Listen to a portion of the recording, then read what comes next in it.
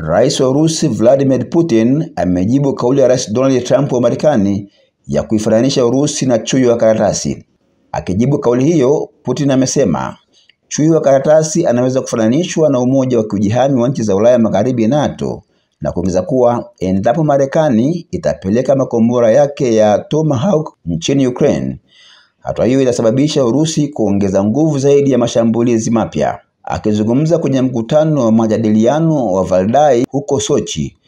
Putin amesema majeshi ya Urusi yamesonga mbele katika vita vinavyoendelea nchini Ukraine, na kwamba karibu nchi zote za umoja wa NATO unaoongozwa na Marekani zinashirikiana kupigana dhidi ya Urusi. Rais Donald Trump hapo awali alisema Kiev inapaswa kutoa sehemu ya ardhi kwa Urusi ili kufanikisha mpango wa amani, na hivi majuzi rais huyo wa Marekani amebadili kauli yake ghafla na kusema Ukraine inaweza kurejesha ardhi yote inayokaliwa na Urusi na kuifananisha Urusi sawa na chui wa kwenye makaratasi.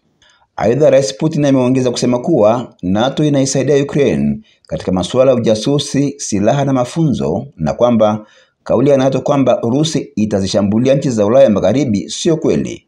Urusi haina mpango wa kufanya hivyo, lakini ameonya kuwa endapo kuna nchi yoyote inayotaka kushindana na Urusi katika uwanja wa kijeshi na ijaribu. Katika hatua nyingine, Rais Putin amesema vita vya Ukraine ni hatua ya kuibuka upya kwa dola ya Urusi katika uhusiano wake na nchi za Magharibi, akisisitiza kuwa Urusi ilidhalilishwa sana baada ya kuanguka kwa Umoja wa Kisovieti mwaka 1991 na kutoa mwanya kwa nchi za NATO kuingia kwenye eneo la ushawishi la Urusi.